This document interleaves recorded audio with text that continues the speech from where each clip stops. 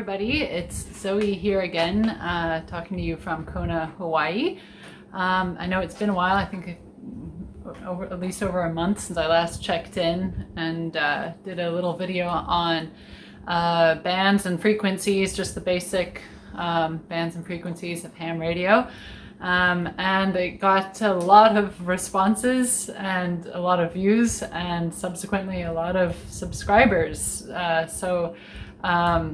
Kind of taken aback still by that. Didn't really expect it. I honestly thought about 15 people were going to watch it.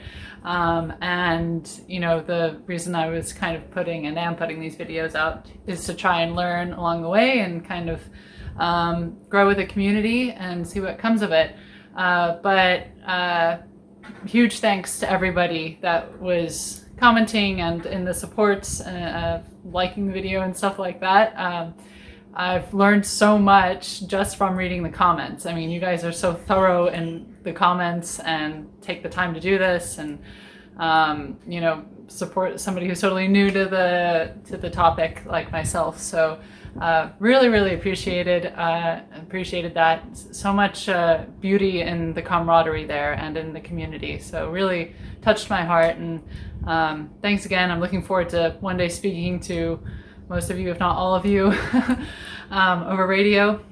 But yeah, anyways, I thought I would just touch base and then also kind of go over the stations and kind of what radios and such basic differences of radios that you can buy, because I am also now looking at buying my own station.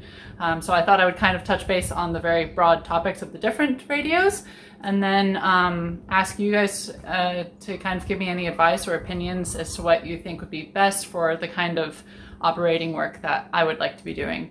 A few of you have actually asked as well how my progress is going with studying and if I have my license yet. I have to say I put it on the back burner for a little while, doing some other projects and such, but I'm back at it now. Thanks you guys for motivating me.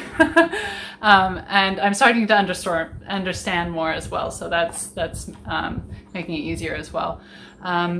I am now shifting things up to really just go for the exam, and I will be attempting the technicians and the general in the same sitting. I know I got a lot of people suggesting to do that. So I'm going to try and just do the exam preparation for that. My initial objective was to memorize and understand as much as I possibly could about the whole spectrum of ham radio before even attempting to go for my license. But now I feel like it's better to actually go for the license, get the radio, be able to operate, and then learn that way. Because I feel like this is kind of something you need to be in the driver's seat to actually learn, rather than just going over theory and memorizing stuff and then regurgitating it. Well, so speaking of regurgitating, I know most people have said just get the exam questions because they are out there online. You can get them on the ARRL website, and you can find them on many different apps and different websites, and just memorize them, and then that's really all you have to do for the exam. So I have now downloaded an app, I think it's called, I wrote it down here, Ham Study, which just goes through the question pools, pool after pool after pool on the technicians, and you can get the generals as well. And I'm just going to go through and repeat them until I get good marks on the practice test exams. And then I'll sign up and try and take both the technicians and the general online. And then once I've got that, I'm going to get the license first, and then I'll get the radio. But I am just now going to try and memorize the questions because I want to operate. So anyways, that's where I'm at with my studies. I hope those of you who are also kind of in the same point of studying with me, as I saw a few of you were, I hope your studies are going well and such. I'd love to keep hearing from you as to your progress and how it's comparing if we end up facing the same challenges. I know my weakness is with the electronics. I think somebody actually pointed that out, and that's spot on. I'm not familiar with electronics, but I'm trying to teach myself. So anyways, yeah, so I've started looking more into the actual stations, into the radios and such, and what I would be wanting to do when it comes to operating. And I actually live in downtown Kona in a rented place, so the idea of putting up a base station with a full antenna and such is not really doable for where I am. Plus I kind of want to take this adventure on the road. Big Island in Hawaii has so much to explore, and there's so much remote areas and kind of cool adventures to be had, that why not be able to take the radio with you and operate from different regions. I mean, we have the observatories up top on Mauna Kea and over on Mauna Loa. Oh, actually, that's right there. There's the observatories on Mauna Loa. I'd like to be able to go up there with the station and operate it there. So that's kind of put me in the direction of where I want to start in terms of my station. But to kind of wrap it up for those who are looking at what stations to get and where to start, because I was extremely overwhelmed myself until a few of you actually kind of geared me in the right direction. But there's kind of three major categories that you, I guess, can ask yourself as to where to start with building or buying your own station. And that would be handhelds, probably the most simple, and I guess what a lot of people start out with. Kind of looks like a walkie-talkie. That's handheld radio. And then you have your base radio, which is really the big, I guess, iconic pictures of the shacks, as they're called. So the base station, it's got pretty much the fanciest rig, I suppose, of them all, or can be, with all the bells and whistles and such. And then the mobile or mobile radios and stations, which is kind of, well, it's definitely not a handheld, looks a little bit like a base station, but not as advanced as a lot of base stations. But I guess most people use mobile radios built into the cars to be able to travel with them, maybe for overland trips or for work, just for fun. If you're like me and you can't put an antenna on the area you're residing in, it's a perfect alternative. So the latter is what I will be looking to do, a mobile station.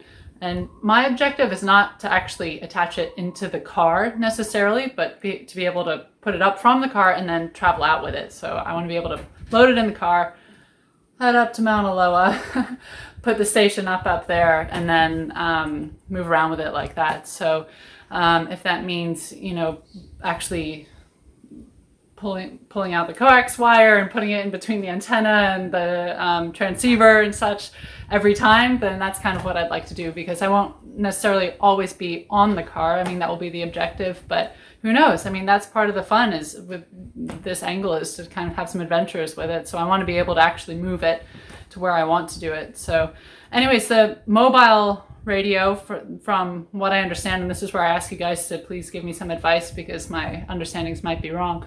But it seems like what I'll be looking at to get started, I know I was previously talking about operating high frequency, but I don't want to also chew off more than I can bite, is that the saying?